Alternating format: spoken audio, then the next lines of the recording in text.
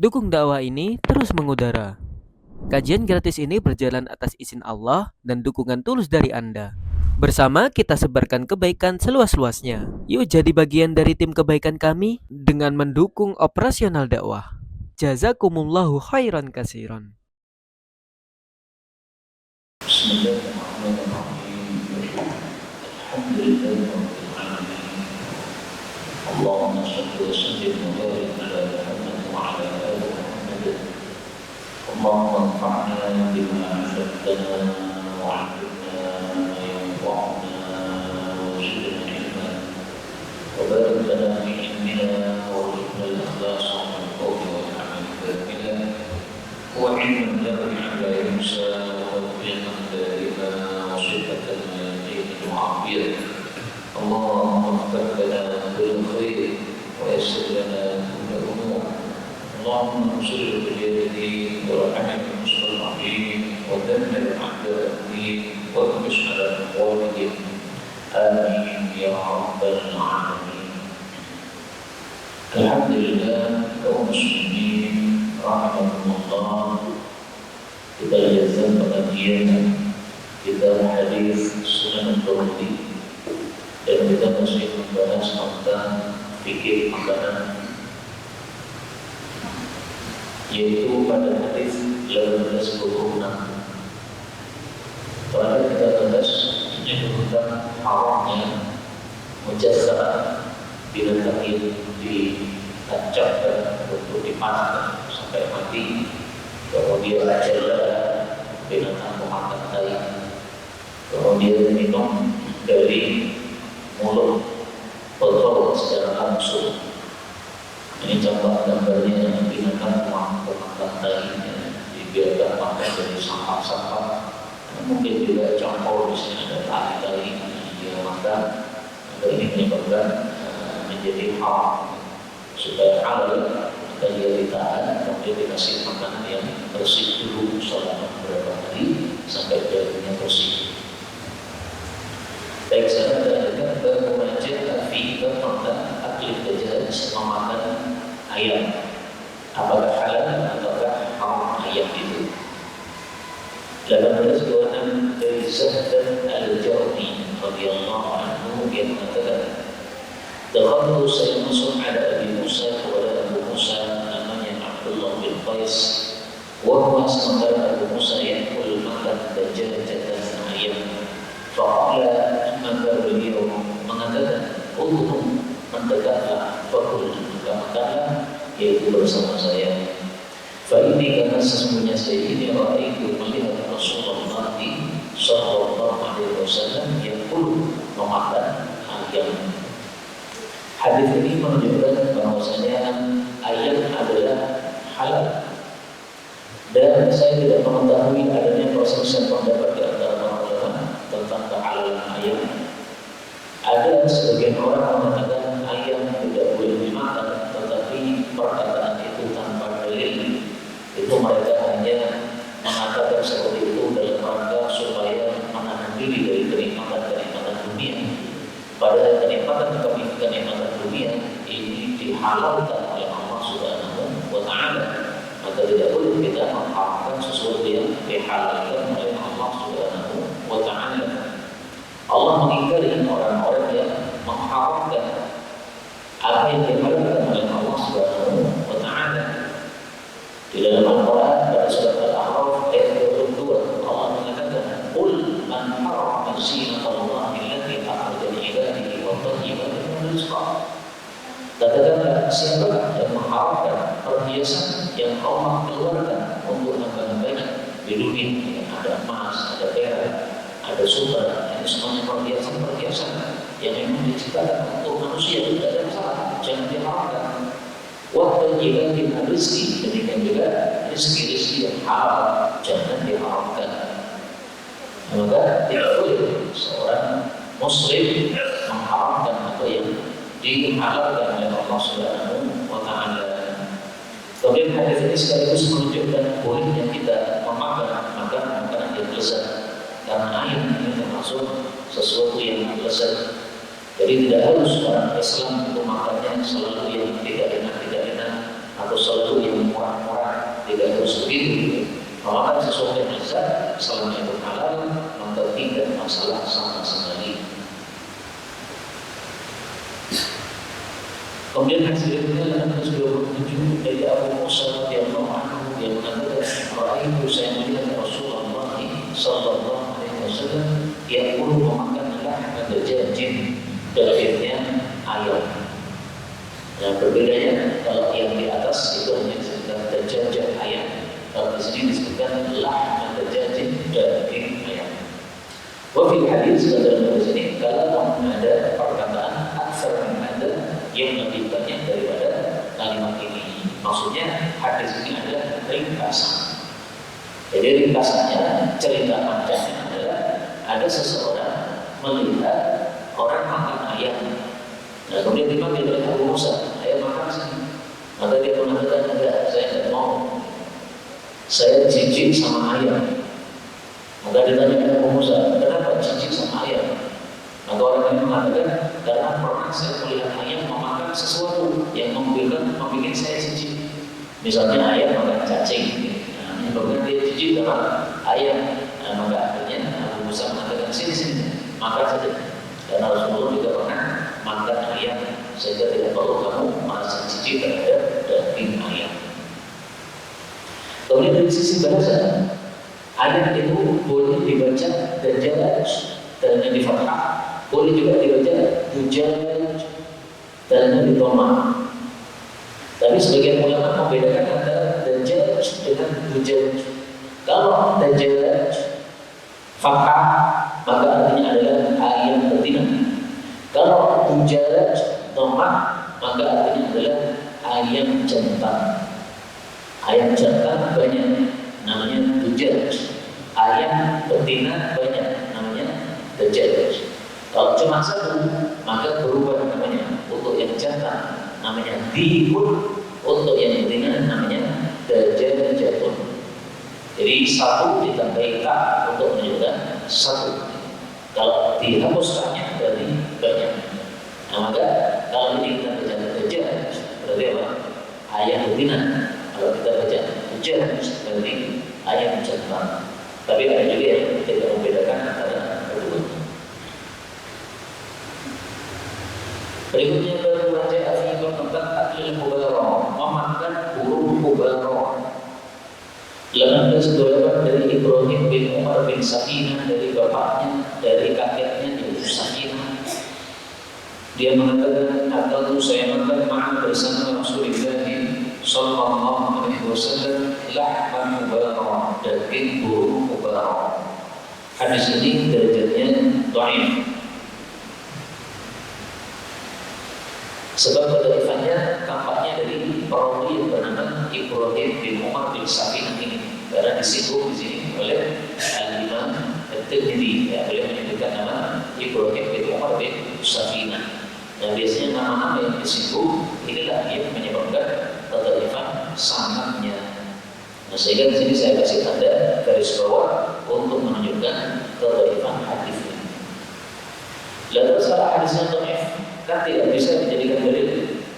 Maka apa hukum makan daging hubarok? Ini burungnya kayak begini, Pak. Jadi agak gede ini, ya. Kakinya panjang. Kemudian di sini ada turun ini. Kemudian ini warnanya seperti abu-abu. Nah, makanya dalam definisi hubarok adalah tahir dari burung yang besar pokoknya. Romadi laut, abu-abu warnanya. Fi qalihi ba'dul, pada mulutnya itu ada agak panjang sedikit. Wa min sya'niha ala qasidan, dia biasanya itu adalah berburu wala tusam, dan tidak bisa diburu. Karena dia termasuk yang binatang yang kuat. Nah, ini karena hadis yang dhaif tidak bisa dijadikan dalil, tetapi karena hukum asal dari segala sesuatu adalah halal, maka hukum asal dari daging mubarok adalah halal. Maka daging mubarok halal insyaallah taala, meskipun hadisnya ini dhaif, karena tidak kita temukan atau belum kita temukan hadis yang mengharamkannya atau dalil yang mengharamkannya. Maka hukum asalnya segala yang diharamkan berarti adalah hukumnya halal. Sebagaimana sabda Nabi SAW, beliau mengatakan masa katakan apapun yang didiamkan oleh Nabi oleh Allah alias tidak diharamkan, fahuwa mimma afa anhu, maka itu termasuk yang dimaafkan oleh Allah alias dihalalkan oleh Allah Subhanahu wa Ta'ala. Maka mubarrah ini adalah insyaallah halal. Berikutnya baru menjadi fihi tentang akli siwa, memakan daging bakar. 1829 dari Ummu Salamah, dia mengabari bahwasanya dia qarabat mendekatkan, maksudnya menghidangkan ila kepada Rasulullah sallallahu alaihi wasallam jadwal satu lambungnya binatang masyhiyah yang sudah dibakar. Fa'ala minhu, lalu beliau mengangkat dari lambung tadi, thumma qama, kemudian berdiri ila salat, kepada salat, wa man tawadda'a, dan beliau tidak berwudu lagi. Hadis ini menunjukkan dua hal. Yang pertama, bolehnya kita makan daging yang dibakar. Ini termasuk kelezatan dunia, tidak ada masalah. Jadi makan sesuatu yang lezat itu tidak diharamkan dalam Islam. Yang diharamkan adalah berlebihan. Yang diharamkan adalah makan yang haram. Ini halal, tidak ada masalah. Kemudian yang kedua, menunjukkan bahwasanya sesuatu yang sudah dimasak dengan api, termasuk yang dibakar, ini tidak membatalkan wudu. Yang membatalkan wudu cuma satu saja, yaitu daging unta. Nah, berarti yang dimaksud di sini jamban masyhiyah, lambung yang dibakar ini adalah selain unta. Bisa jadi lambungnya sapi, bisa jadi lambungnya ayam, tapi biasanya yang dibakar-bakar oleh orang Arab adalah kambing. Nah, maka yang tauhid ini adalah kambing yang dibakar oleh Ummu Salamah, kemudian dihidangkan kepada Rasulullah sallallahu alaihi wasallam. Saya tampilkan dalil bahwasanya memakan daging unta membatalkan wudu. Rasulullah bersabda, tawaddu berwudulah min lumumil ibil, dari memakan daging unta. Nah, berarti membatalkan wudu. Ini hadis riwayat Muslim sahih.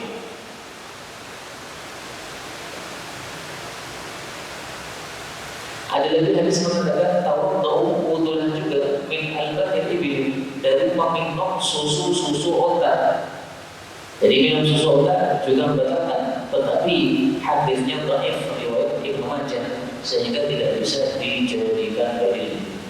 Nah, maka yang benar dagingnya yang membatalkan wudu, kalau susunya tidak membatalkan wudu. Berikutnya adalah mengajar feedback tentang karahiyatul makruhnya al-akli, makan muttaqian dengan bersandar. 1830 dari Abu Juhaifah radhiyallahu anhu berkata, Rasulullah sallallahu alaihi wasallam bersabda, "Amma ana, adapun saya, fala aqulu, maka saya tidak mau makan muttaqian dengan bersandar." Nah, di sini Rasulullah tidak melarang, beliau hanya menginformasikan kalau saya tidak mau makan bersandar. Seolah-olah beliau mengatakan, kalau kamu mau makan bersandar ya silakan, tapi kalau saya tidak mau. Nah, sehingga pada Imam Tirmidzi dikasih judul karahiyah, hukumnya hanya makruh saja. Nah, makruh yang dimaksud di sini yang betul-betul makruh, bukan haram. Karena kadang-kadang Imam Tirmidzi menyebut makruh dengan makna haram, tapi yang di sini adalah makruh betulan.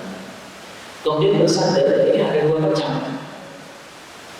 Bersandar yang pertama adalah bersandar yang sering kita ketahui, punggungnya nempel ke tembok ini bersandar, atau misalnya nempel ke samping ini bersandar. Orang kan biasanya gitu, duduk, kemudian di sini dikasih bantal, nah kemudian kakinya nyandar di bantal sampingnya sambil makan. Nah, ini makruh. Tafsir yang kedua, yang termasuk muttaqian bersandar itu adalah kalau kita duduk di satu tempat yang empuk, lemek, itu namanya muttaqian. Kalau lesehan langsung tangan, ini namanya tidak muttaqian. Jadi artinya kalau beliau makan dengan nggak sehat, maka beliau tidak mau atau tidak suka kalau disiapkan bantal, ya. Kemudian duduk di atas bantal sambil makan atau mau. Di rumah makan, orang kan gitu kan. Duduk lesehan, tapi bawahnya ada bantal. Kemudian di punggungnya juga ada bantal lagi. Nah, maka dia duduknya empuk, kemudian juga lenderannya empuk. Nah, seperti itu dimakruhkan di dalam adab makan. Pertanyaannya, kenapa dimakruhkan? Dimakruhkannya gara-gara makan seperti itu adalah kebiasaan orang-orang yang suka makan banyak.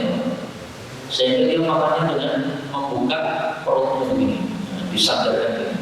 Sehingga makan bisa masuk banyak dalam perutnya. Nah, kebiasaan makan banyak ini tidak disukai di dalam Islam. Rasulullah SAW mengasuh kita untuk makan sesuai dengan keperluan saja. Luqaimatun.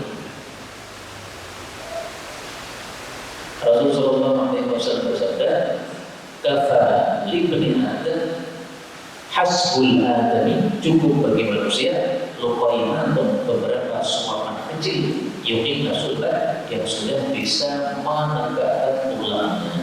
Nah, berarti tidak dilangsungkan untuk sering-sering makan banyak-banyak. Kalau sesekali tidak ada masalah, sebagaimana Abu Hurairah ketika sangat lapar dan disuruh oleh minum susu, maka beliau gunakan susu yang ada itu untuk mengenyangkan perutnya sekenyang-kenyangnya, karena sudah beberapa hari tidak makan. Itu makan saja. Berikutnya membaca fi'ibah tentang hubbi Nabi sallallahu alaihi wasallam, sukanya Nabi sallallahu alaihi wasallam terhadap al-halwa, makanan manis, wal asala, dan madu. Al-halwa itu apa? Diperselisihkan oleh para ulama. Sebagian ulama mengatakan al-halwa itu adalah setiap makanan yang manis disebut halwa. Misalnya mangga itu kan manis, berarti halwa. Kurma itu kan manis, berarti halwa. Apapun yang manis ya, termasuk teh dikasih gula, kopi dikasih gula, nah itu manis, berarti halwa. Sebagian lagi berpendapat bahwa halwa itu adalah setiap makanan yang manisnya itu ditambahkan. Asalnya dia tidak manis, kemudian ditambahin manis atau dibuat manis, itu namanya halwa. Misalnya teh, kalau tidak ditambahi gula, rasanya tidak manis. Nah, ketika ditambahi gula disebut halwa.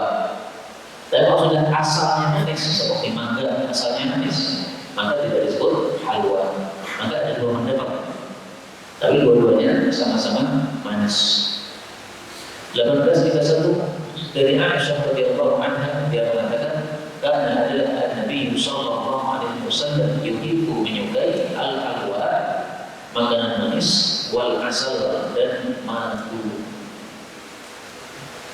Hadis ini menunjukkan fadilahnya madu, dan madu ini merupakan obat untuk segala penyakit, sebagaimana sabda Nabi sallallahu alaihi wasallam. Beliau mengatakan, "Alaikum bis-sana was-sanun." Lazimilah makan sana dan sanun. Sana adalah satu tumbuhan untuk pengobatan. As-sanun itu adalah madu, ya. Jadi namanya madu adalah as-sanun. Asal madu, sanun juga madu. Nah, kenapa kok disebut sanun? Wallahu a'lam. Yang jelas bukan karena sanun tersebut, beda dengan bahasa Arab. Fa inna fihi ma shifa'an min kulli da', sesungguhnya keduanya mengandung kesembuhan dari segala penyakit, illa kecuali mati. Kalau mati sudah tidak bisa diobatkan. Qala Abu Ibnu Abi Amlah, as-sanun asyif, wa qala akharu huwa al-asal.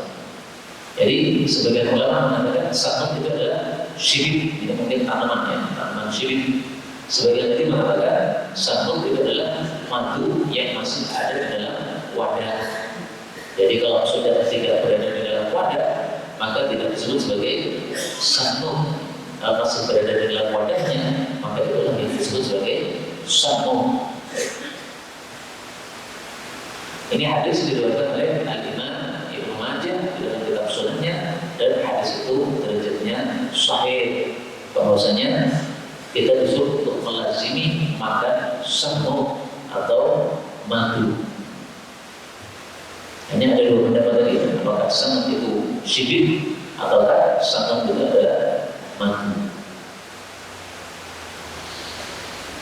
Wafil hadis, dan dalam hadis ini kalau aksar min hada, ada ucapan yang lebih banyak daripada hadis ini. Maksudnya hadis ini diringkas oleh Imam At-Tirmidzi. Jadi boleh meringkas hadis sesuai dengan keperluan yang kita perlukan dari hadis tersebut. Berikutnya membaca afil tentang iksa dan memperbanyak manakil marqah, airnya atau kuahnya masakan daging. Maraq itu adalah masakan yang ada dagingnya. Nah, kalau kita masak masakan yang ada dagingnya, perbanyaklah airnya atau kuahnya. Supaya apa? Nah, ini manfaatnya disebutkan dalam hadis ini 1832. Dari Al-Qamah bin Abdillah Al-Muzani, dari bapaknya yaitu Al-Muzani. Rasulullah SAW bersabda, "Idza ishtara, apabila membeli ahadukum salah satu dari kalian lahman daging, falyu'thir, maka dia memperbanyak maraqatahu, kuahnya. Fa in lam yajid lahman, maka kalau dia tidak mendapati dagingnya, alias dagingnya sudah habis, asaba maraqatan, dia masih mendapatkan kuahnya daging. Wahwa, dan kuahnya daging itu adalah ahadul lahmain, salah satu dari dua daging. Kenapa kuahnya daging disebut salah satu dari dua daging? Karena kuahnya daging itu mengambil intisari dagingnya. Sehingga kalau kita tidak bisa makan dagingnya, karena dagingnya sudah habis, ya, sudah terbulan orang lain atau sudah terbulan anak kita, nah kita masih bisa merasakan rasanya daging dari kuahnya. Kuah kalau dikasih daging rasanya jadi lezat. Kok bisa? Karena intisarinya daging itu masuk atau terpurai pada airnya, pada kuahnya.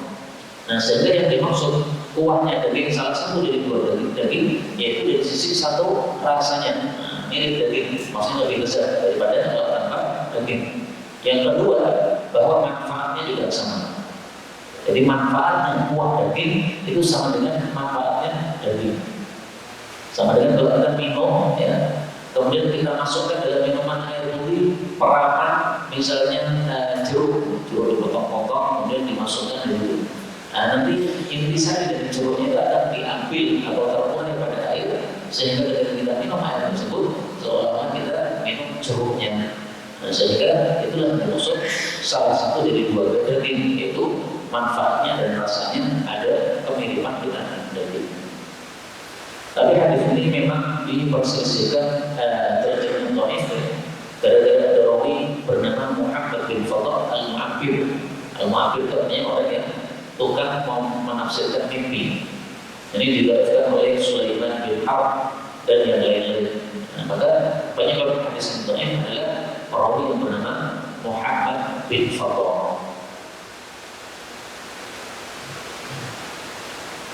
Tetapi hadis ini meskipun dhaif, dikuatkan oleh hadis berikutnya yang sahih 1833 dari Abu Dzar radhiyallahu anhu, dia mengatakan Rasulullah SAW bersabda, la yahdiranna, betul-betul janganlah meremehkan ahadukum salah satu kalian syai'an sedikit pun minal ma'rufi, dari perbuatan baik, wa illam yajid, dan jika seseorang tidak mendapati perbuatan yang baik, falyalqa, maka adalah dia menjumpai apa saudaranya biwajhin talqin, dengan wajah yang ceria atau wajah yang tersenyum.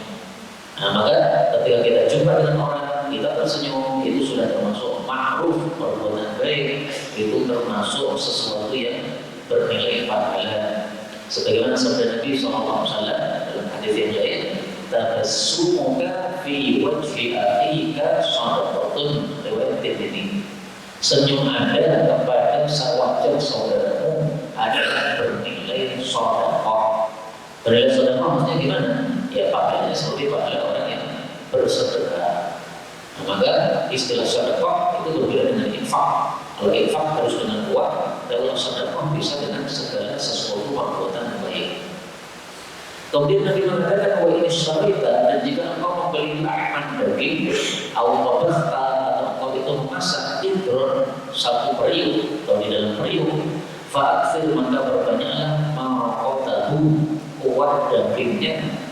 Wagrif dan ciputlah lijarika untuk tetanggamu minggu dari daging atau kuah daging tersebut. Jadi maksudnya kalau masak yang enak-enak maka bagi-bagi kepada tetangga. Khususnya zaman dulu kan masih banyak orang-orang miskin, sehingga tidak semua orang bisa masak daging. Nah, sehingga kalau ada orang bisa masak daging, ini berarti dia orang yang hidupnya lumayan. Nah, karena hidupnya lumayan adalah bagi-bagi kepada yang sebelah-sebelahnya. Nah, kalau sekarang mungkin sudah rata, mungkin daging ayam sudah pada bisa memasak semuanya, ya tidak harus kalau kita masak kemudian bagi-bagi kepada tetangga.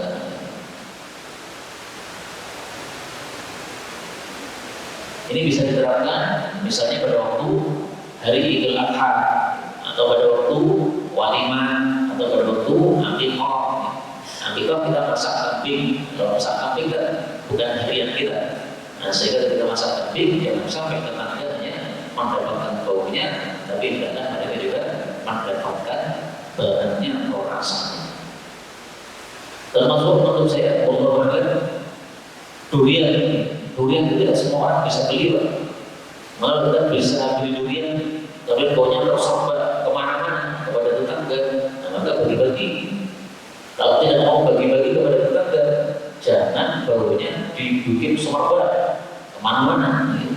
Nah, misalkan setelah kita makan durian, maka sisanya itu, kulitnya itu dimasukkan dalam plastik, diikat, kemudian dimasukkan di sampah, tidak terlihat. Jangan sampai tetangga melihat wah enak sekali makan durian, sementara dia tidak bisa beli dan kita tidak mau membagi. Ini bisa sedikit mengganggu terhadap tetangga kita. Maka ini disampaikan oleh Nabi dalam hal ini dalam rangka untuk menunjukkan besarnya hak tetangga yang dimuliakan oleh Allah Subhanahu wa Ta'ala di dalam Islam. Sampai-sampai Nabi Shallallahu Alaihi Wasallam bersabda,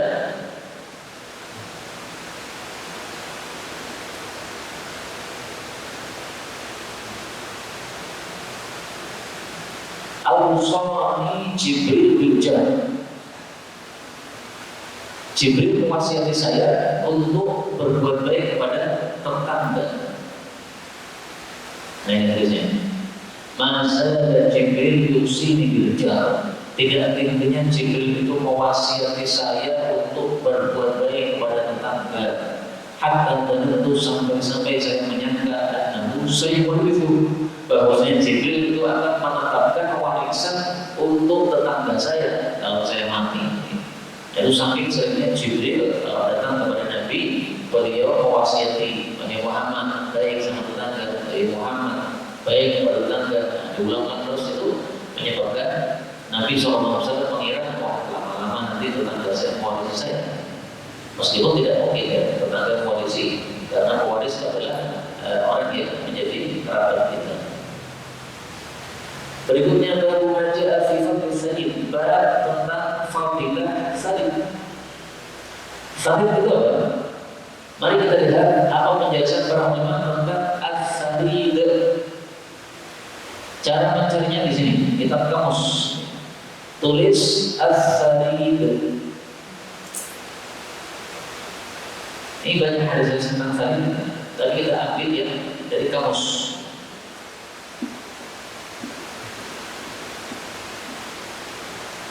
Pada huruf Sa.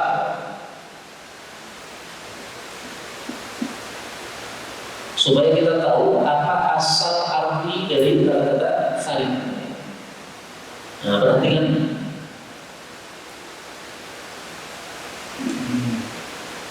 Saradal khubza, fardan faktahu, marqo roti, thumma ballahu, kemudian membasahi roti. Wal khubzu salim, maka roti tadi disebut salim. Jadi salim diambil dari kata saroda, artinya apa? Meremuk. Kita punya roti, kemudian diremuk. Setelah diremuk, dituangin air, itu namanya salim. Maka kalau tahu arti dari saroda, yaitu meremuk, maka pasti tahu apa makna salim. Salim itu maknanya sesuatu yang diremuk. Maka salim adalah roti yang diremuk, setelah itu kemudian di dibasahi dengan air sehingga menjadi makanan yang lezat. Jadi kalau Indonesia seperti apa ini? Jenang, ya. Jenang itu sesuatu yang lembut, kalau dimakan mudah. Nah maka boleh kita ganti bab tentang fadilah jenang. Nah, jenangnya orang Arab itu adalah sari, karena mereka makanannya gandum. Nah, kemudian dibuat roti, rotinya diremuk, kemudian jadi tambahi air. Kalau kita berasnya diremuk, nah kemudian jadi jenang. Apa fadilahnya jenang? Tentu saja mudah untuk ditelan. Semua usia bisa makan, balita bisa, dewasa bisa, anak-anak di atas balita bisa, orang ngomong bisa, bah-bah wanita bisa. Berbeda dengan balon ketek, yang tua-tua nggak bisa lagi. Ada yang disuruh makan balon ketek, giginya rontok semua. Nah maka itulah fadilahnya salib atau jenang. 18:34 dari Abu Musa radhiyallahu anhu, Nabi sallallahu alaihi wasallam bersabda, "Kamulah sempurna minan rijali, dari kalangan laki-laki, kathirun, banyak orang." Contohnya siapa? Para nabi, orang-orang sempurna semua. Misalnya lagi siapa? Para siddiqin, Abu Bakar As-Siddiq, ini orang-orang sempurna semua. Walam yakmur, tapi tidak sempurna minan nisa'i, dari wanita, illa kecuali 2 orang. Yang pertama adalah Maryam, putrinya Imran, ibunya Nabi Isa alaihissalam. Yang kedua adalah Asia, istrinya Fir'aun. 2 orang ini semuanya dari umat terdahulu. Berarti dari umat Nabi Muhammad SAW tidak ada wanita yang sempurna. Kemudian Nabi mengatakan, wa fadlu Aisyah, ada kelebihan Aisyah ala nisa dibandingkan wanita-wanita yang lain. Kafadli Thalid, seperti fadilahnya jenang Thalid, ala sa'il ta'am, dibandingkan seluruh makanan-makanan yang lain. Nah, fadilahnya jenang apa? Para ulama mengatakan sa'il itu mudah ditelan, tidak memerlukan tenaga yang banyak untuk menelan. Kemudian ketika sudah masuk perut itu mudah dicerna oleh perut kita. Tidak seperti badan-badan yang keras. Maka perut ini memiliki proses yang lama untuk mencerna makanan kita yang keras. Sehingga kata ulama, ini bukan berarti bahwa Aisyah itu lebih utama dari segala hal daripada wanita yang lain. Bukan. Coba kalian bandingkan antara jenang tadi dibandingkan dengan daging, mana lebih lezat? Lebih lezat daging kan? Antara jenang tadi dengan daging, mana lebih besar gizinya atau manfaatnya? Nah, jelas lebih besar daging. Maka bukan berarti Aisyah itu adalah wanita yang paling afdal di antara umat Nabi. Tidak. Ada Fatimah, ada Khadijah, ini wanita-wanita yang mulia juga. Tapi maksudnya fadilah memiliki Aisyah memiliki fadilah yang tidak dimiliki oleh banyak-banyak dari wanita. Tapi bukan berarti dia lebih afdal dari segala sisinya, tidak. Nah, contohnya fadilahnya Aisyah apa? Wanita yang sangat cerdas. Kemudian wanita yang daya ingatnya sangat kuat. Kemudian wanita yang sangat perhatian terhadap suaminya, Nabi SAW. Banyak sekali fadilahnya Aisyah. Wanita yang ilmunya banyak. Bahkan para ulama mengatakan ilmunya Aisyah kalau dibandingkan dengan ilmunya seluruh wanita yang ada, nah itu masih mantap ilmunya Aisyah radhiyallahu anha. Aisyah itu ahli tafsir, Aisyah itu ahli hadis, Aisyah itu ahli fikih, Aisyah itu ahli ilmu nasab. Kok bisa ahli ilmu nasab? Karena bapaknya itu Abu Bakar As-Siddiq ahli nasab. Nah, dia warisi ilmu nasab dari bapaknya. Dan Aisyah ini ahli ilmu kedokteran. Maka keponakannya bertanya kepada Aisyah, wahai Aisyah, wahai bule, kok panjenengan bisa menguasai ilmu kedokteran dari mana? Kalau kamu ahli nasab, saya masuk akal ya, bisa menalar. Bapakmu juga ahli nasab. Nah, kata Aisyah, Rasulullah kalau sakit itu dokter-dokter Arab datang ke rumah beliau, kemudian ngasih obat, ini obatnya. Nah, Aisyah itu daya ingatnya kuat. Oh, penyakit ini obatnya ini, penyakit ini obatnya ini. Sehingga dia kalau nyatet, nah itu sudah tercatat dalam benak dia. Sehingga obat-obatan dia tahu itu karena dokter-dokter Arab pada datang kepada Nabi kalau beliau sakit, kemudian memberikan obat-obatan kepada Rasulullah Shallallahu Alaihi Wasallam. Kemudian Maryam ini seorang wanita yang perawat. Perawat maksudnya tidak ada yang mengumpuli dia. Adapun dia melahirkan anak itu karena ditiup oleh malaikat Jibril pada Jaib ini belahan bajunya, sehingga rohnya masuk ke dalam perutnya, akhirnya menjadi janin, menjadi bayi, yaitu Nabi Isa alaihissalam. Asia ini juga perawat, meskipun dia itu dinikahi oleh Fir'aun, tapi tidak pernah dijima oleh Fir'aun. Kenapa? Karena dia sudah berdoa kepada Allah Subhanahu wa Ta'ala, wa najjini min fir'auna wa 'amalihi, dan selamatkanlah saya dari Fir'aun dan perbuatannya Fir'aun. Perbuatannya maksudnya jimanya. Dikabulkan oleh Allah sehingga dia tidak pernah dikumpuli oleh Fir'aun. Lah terus suami istri kok gak pernah dikumpuli, ceritanya gimana? Jangan tanya saya Pak. Saya nggak pernah WA sama beliau. Saya juga ingin tahu sebenarnya gimana ceritanya kok gak pernah dikumpuli. Apakah setiap malam dia mau mengumpuli langsung dia demam, ada yang sakit, ada yang tidak bisa mengumpuli.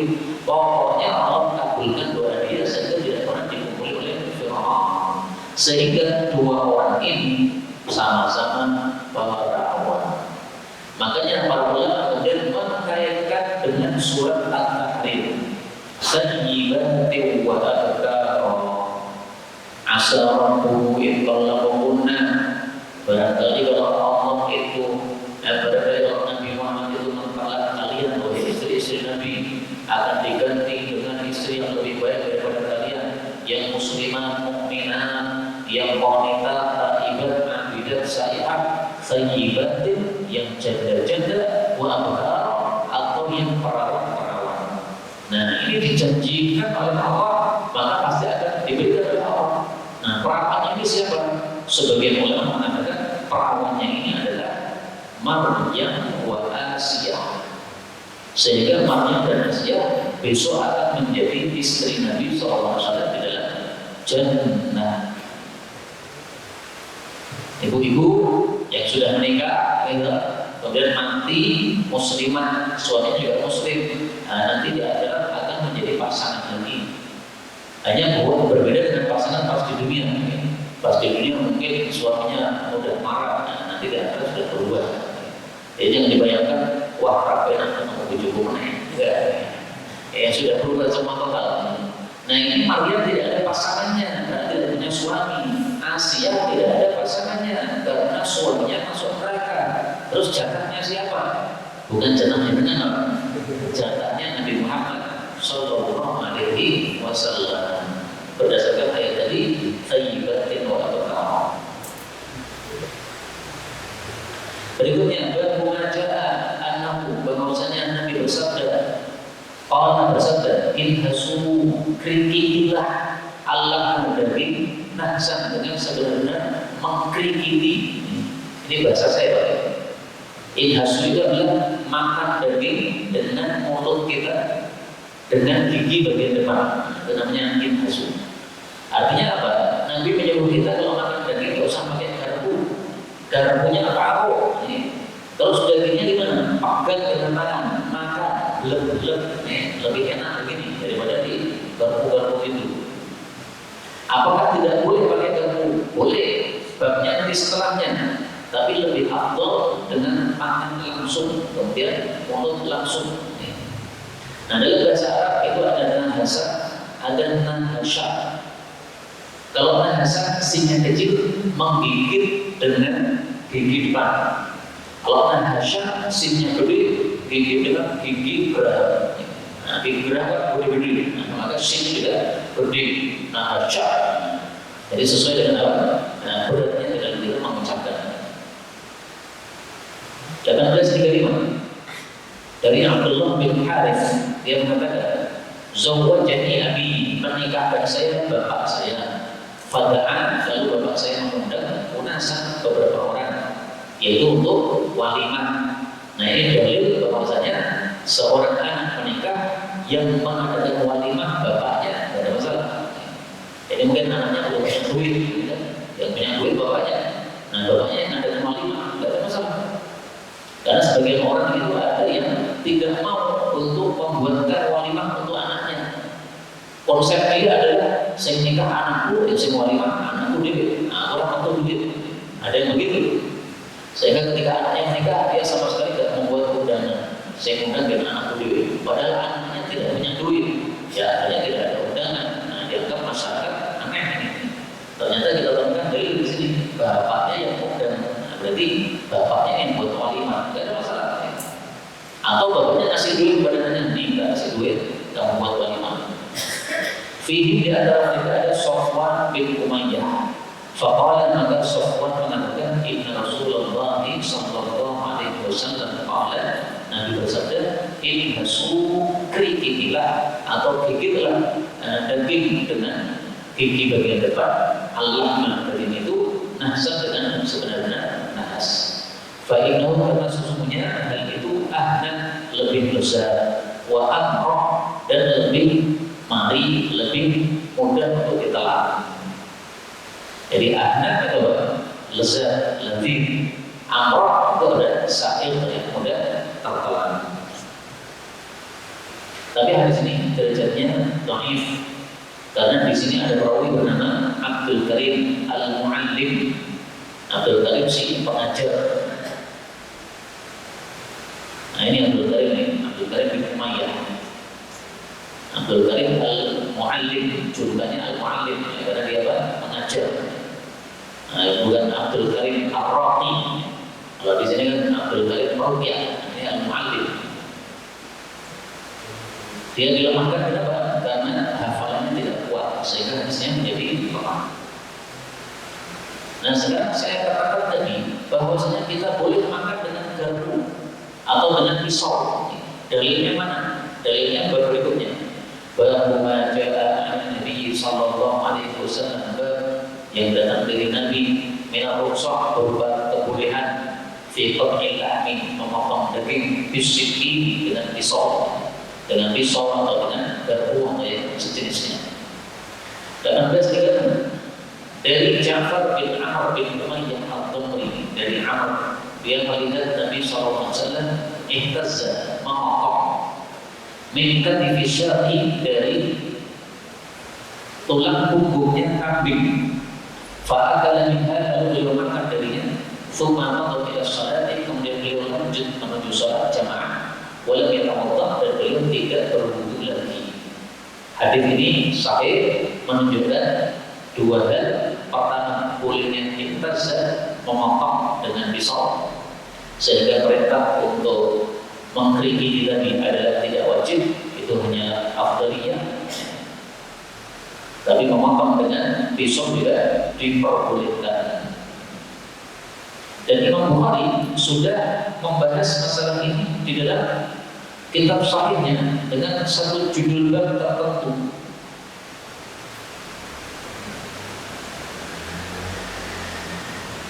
Kita lihat ya, apa tulisannya Imam Bukhari.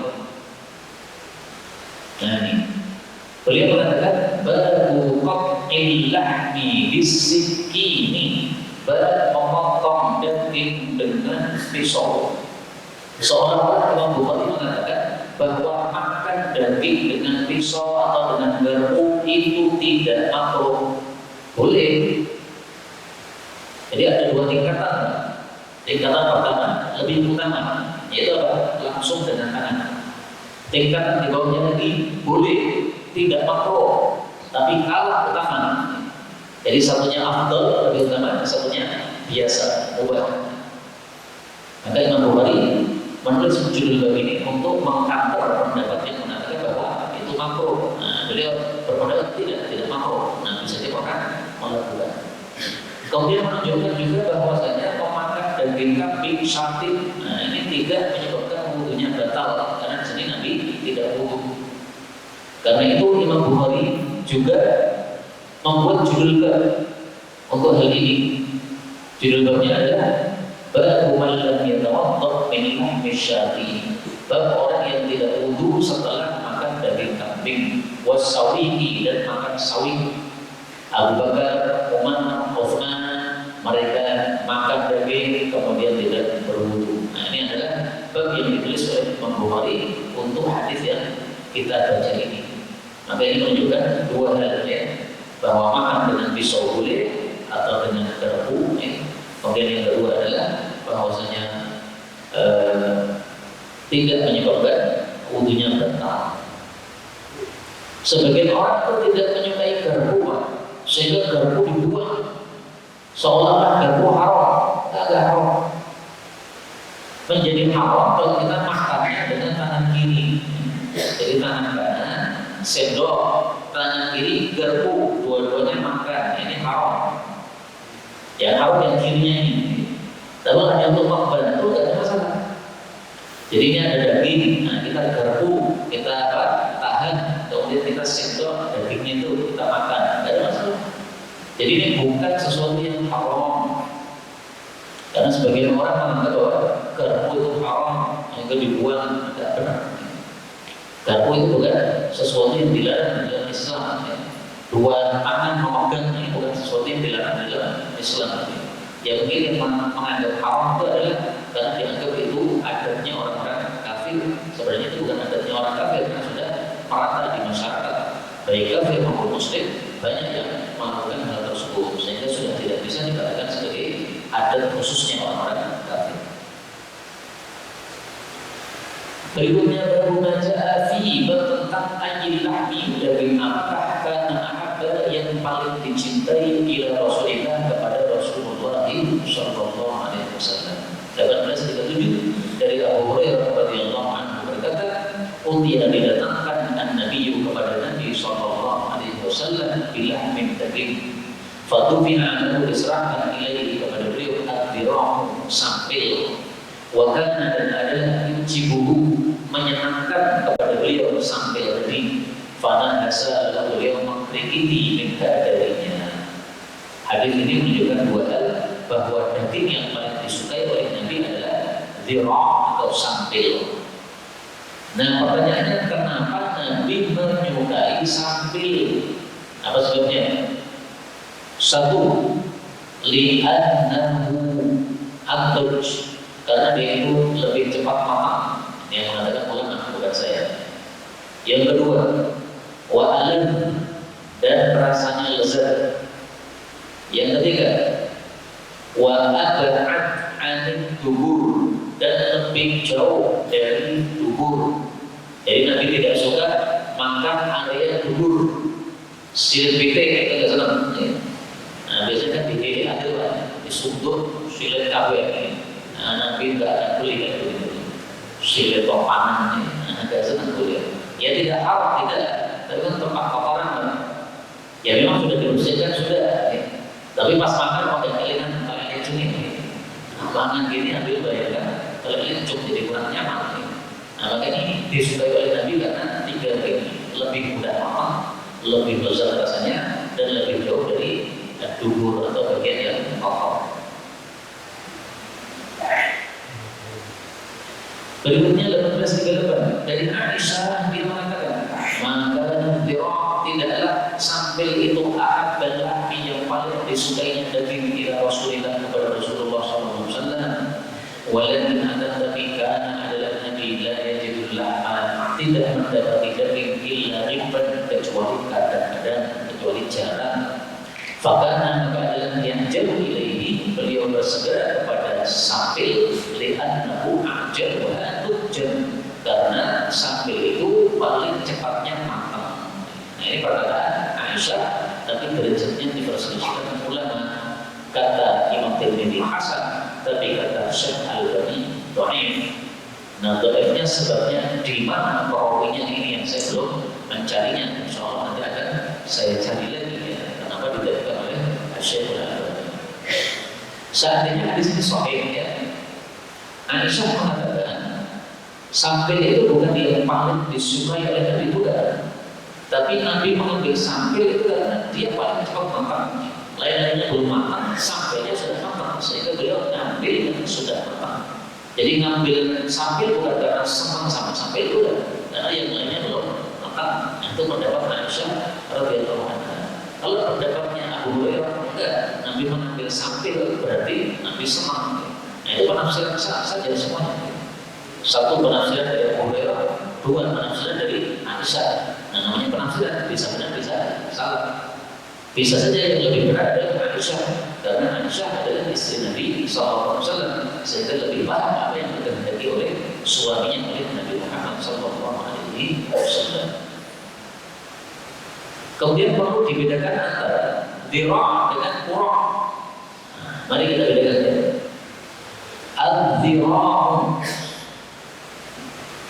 fil yadi wal qura'u fil rijli.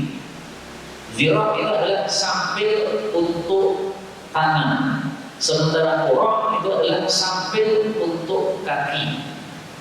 Karena ada depan ada belakang. Nah, yang depannya itu dalam bahasa Arab disebut dhira', yang belakangnya itu, yang kakinya itu disebut qura'. Nah, kalau orang Indonesia nyebutnya mungkin sama ya, depan belakang sampil semua. Tapi kalau orang Arab membedakan antara yang tangan yang depan dengan yang kaki. Nah, itu secara bahasa saja ya, supaya kita paham apa itu perbedaan antara dhira' dengan qura'. Ini yang kita pelajari